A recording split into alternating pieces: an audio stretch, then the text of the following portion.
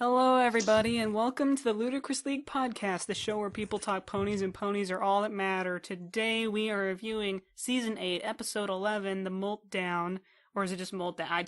I never get the names of these right. It's Molt Down. I never get them right, no matter how hard I try. Yeah. I should really write the names of these down so I can actually get it right. Anyways, today I'm joined by the usual crew. We have Winterstorm. Hey. We have Lorah.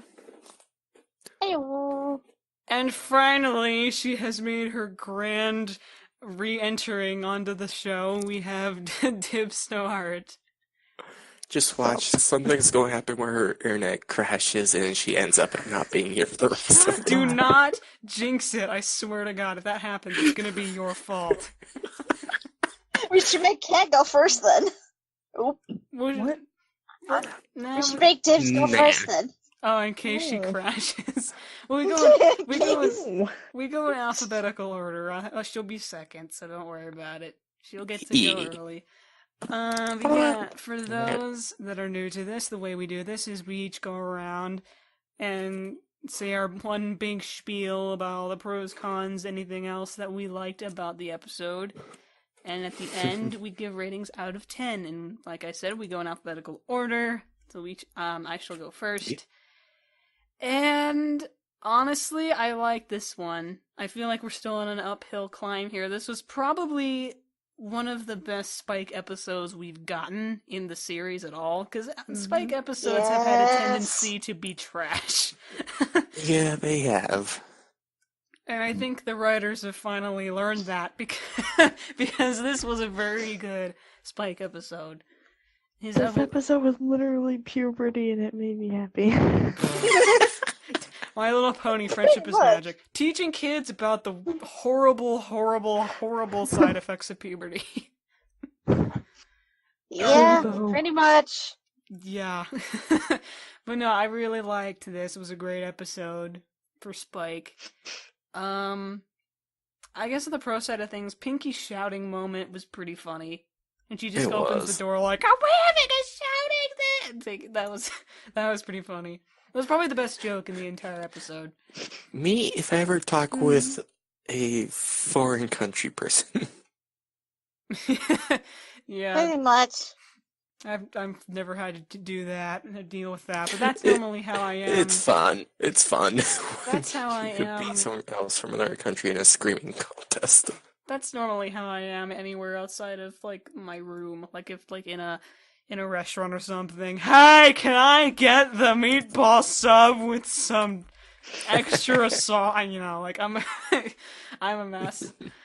I'm glad the show tackled the topic of Spike growing up, because that was something that we were kind of just waiting for at this point. It's like, no, he must stay a baby forever. There is no choice in it. He will. No, they actually did address the fact that he would actually grow up. I mean, I like that. They sort of tackle that in Secret of My Excess, I think is what it was, when he got all big. But that was kind of like that wasn't like.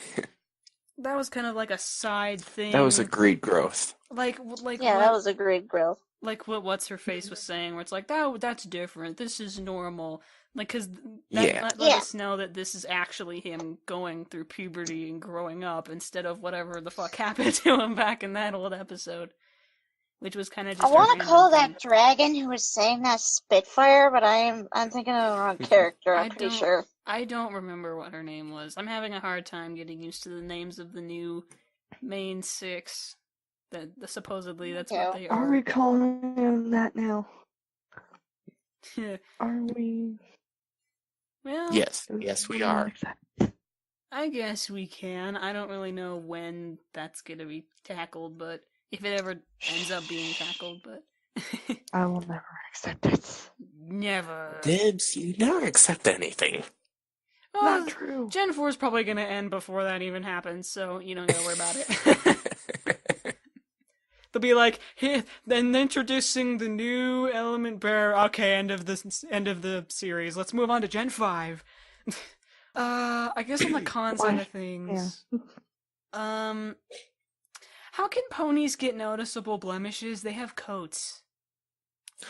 It's giant. That's my question. Or maybe they just Or the fur falls off in that one spot. I am gonna question that. Because, what the heck?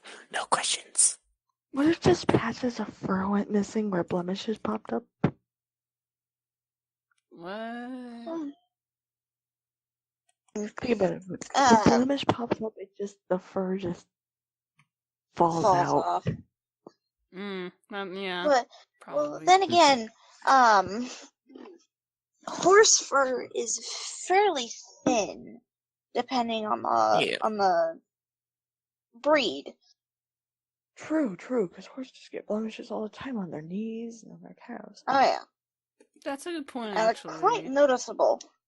Mm-hmm. That I didn't think about that because you know you have cats and dogs that might get blemishes and they're just big red spots on there because the fur falls out and you can actually see it usually. Mm-hmm. Some of the time, other times you'll feel it whenever you're petting them or giving a belly rub, that sort of thing. Then you'll find them, but otherwise they go pretty unnoticed, especially if it's a long-haired dog. This is what we have devolved to in terms of reviewing we're reviewing a kids show and we're talking about how the hell ponies can get pimples. I like it. We're turning into the new film theory. Well, the whole fandom pretty much is. The whole reviewing community is pretty much becoming that. We're turning into filler. There you go. Just a theory of filter. Oh, I can't say that. Copyright trademark. Don't sue. Anything else I wanted to say? I didn't like how Spike learned so quickly how to fly. Like he got it with Twilight, remember? He got it in like 10 seconds. He was like, okay, now I can fly upside down. Versus Twilight, who was like, I don't understand He's lived with Twilight for so long, he's probably picked up on a few things. No. In the episode that she got her wings, she was instantly flying. Not very well. It may be just not very well at all. I mean, they started her with... That was one of my gripes with that particular part of part of that episode, was the fact that she started out crap and was still kind of crap, and then all of a sudden she's like, I'm having an epic flying chase sequence with Nightmare Moon and Celestia. I'm like, okay, sure.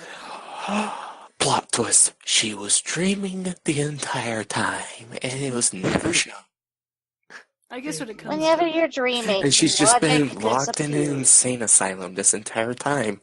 I guess when it comes to flying, since season 1, is, like, just not even relevant. Just get rid of that. It's just like, well, I'm gonna make this point later on if someone doesn't take it, but let's continue. Alright, well, I'm pretty much done there. That's all I had to really say. So I'll pass the rock to Dibs over here. Hmm? It's your turn to talk about the episode. Well, I kind of already put in my 2 cents about it, so it's like, well, the things that I liked about it, for one, it's a kid's show, and they're mentioning puberty. It's like, thank you, teach these kids. Because obviously nobody knows, because we go to high school. Everybody's just like, what's going on, blah, blah, blah, blah. No, there's worse ways to describe it. Mm-hmm. At least they tackled it. It's like, here's an introduction to the MOP version of internet. Oh, here's what puberty is. Now, go do things that we would have to censor if we mentioned on this channel. Pretty much. That's why I'm leaving it ambiguous, even though all you kiddos probably know what it is. There was a... Censorship is non-existent.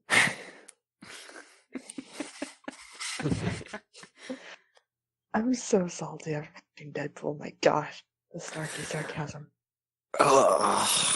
Whatever you say, Buttercup. Shut up. I just want to know now, but I'm leaving that in. Snow Mew, not a flower. I'm probably like the only person here has not watched Deadpool. And Okay, is afraid to. Tiff. Getting off track. I meant Oh, Deadpool sorry. and then And, goodness. Alright, I let's have it continue on with the Blu-ray. review. I have it on Let's- Blu-ray. I'll give it to you. Okay, but for right now, let's continue with the review. Alright. Yes. Go on, Dibs. So, yeah, I did like that they did that. It was really refreshing to have MLP be like, oh, here's real world problems that you all have to deal with and you can't get out of it, so here's how you deal with it. Yeah. Just let it happen. Spike at first tried to run from it, but that doesn't work. That also shows Oh no! you can't run from it. Oh, you can't run from your problems? You have to deal with them. Any of And as the far as gripes go, again, he learned how to fly way too fast. And also, his puberty lasted like a day. Mm-hmm. true. It was like a day. It's like, what happened to 5 years of suffering? Mm-hmm. How are they gonna cram that much into a couple episodes? Epic montage.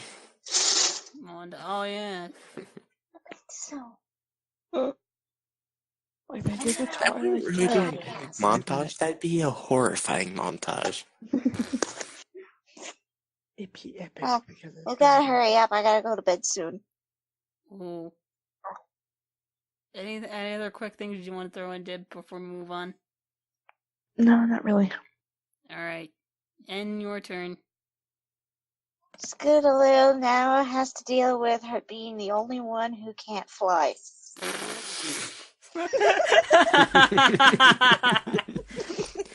Get wrecked, Scootaloo. Well, it's just like, Spike can now fly, but now the Scootaloo no longer has that relationship with him. True. Yep. Like, I have wings now and I can fly. I'm not a cripple. See you later, bitch. Take off. You're gonna have to censor that. Nah. That was the first. That was the first thing I thought of when seeing this episode. When after seeing this episode, I was like, "Well, forget Skittle flying. We got Spike flying after just sprouting wings after turning into stone for about 5 seconds." Yeah.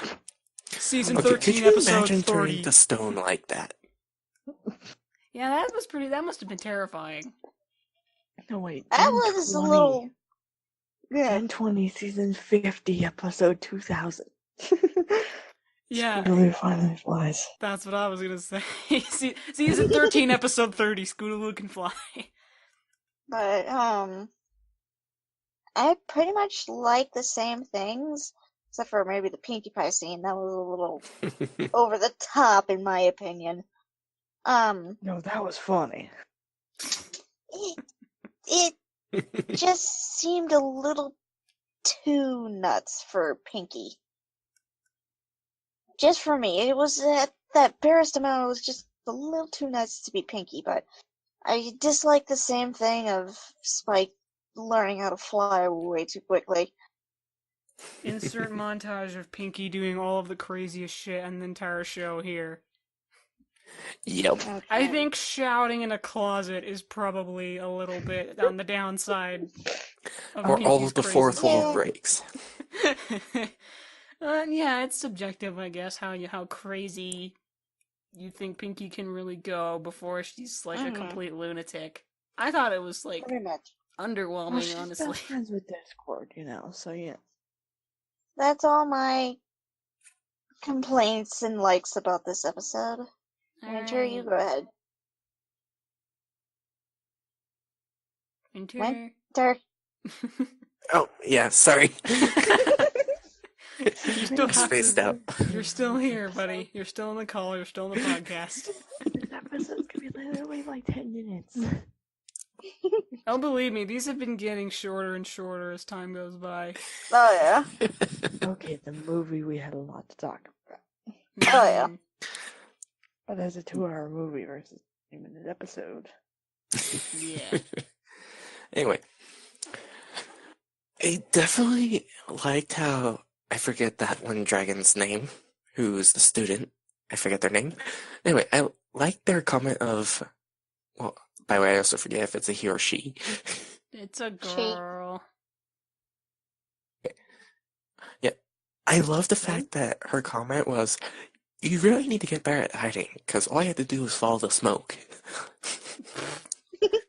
Pretty much. That was like the best comment ever. I would have found the joke funnier if Spike had literally burned down the door instead of just scorching it on the inside. Like if the whole door just disintegrated into ash. Oh, that would have been even better. That would have been really funny.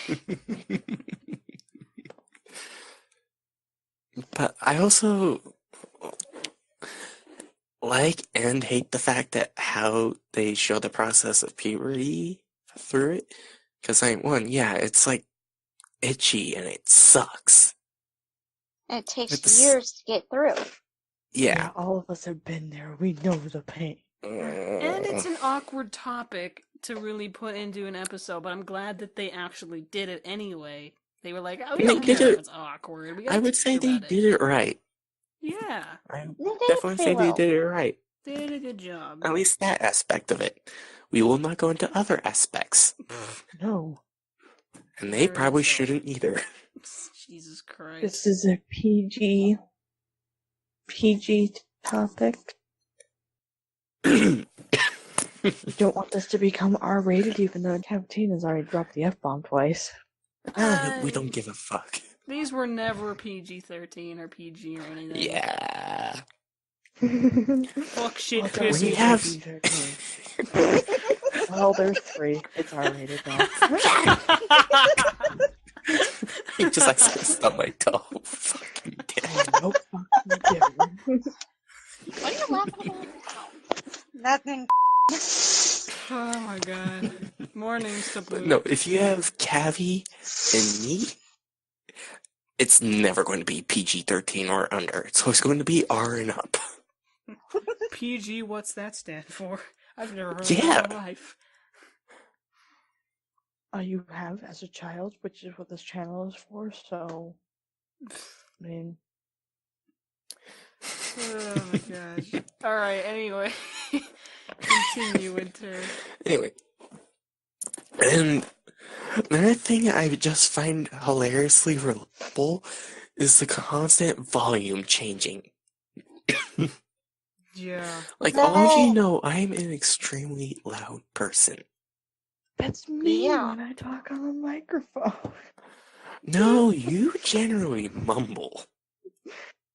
Yeah. Is it better You guys now? can agree with me. She generally mumbles. Is it better now? That actually Headphone is warning, better ear now. rape.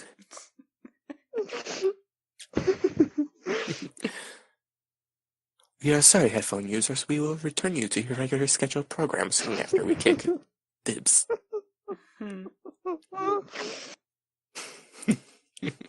Anyway, I like I the have fact no that they regrets. showed that the voice control thing is, like, you couldn't really control how your voice sounded anymore at that point. It's the voice cracking. I was gonna say, is that the equivalent of voice cracking when you're going Yeah. through puberty? Yeah, that's the equivalent that they showed.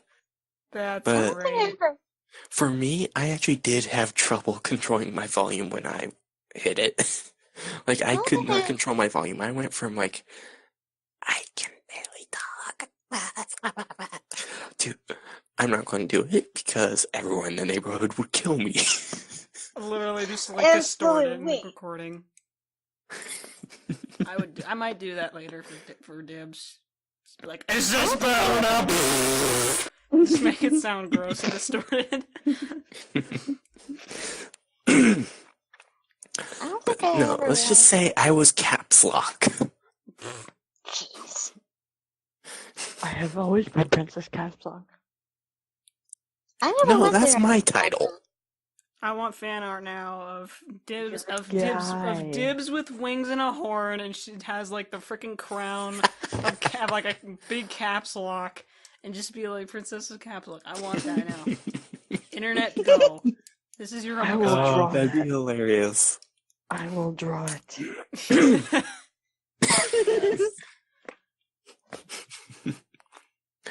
But On to the ratings. Oh, go ahead.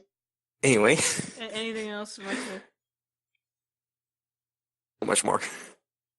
Jeez.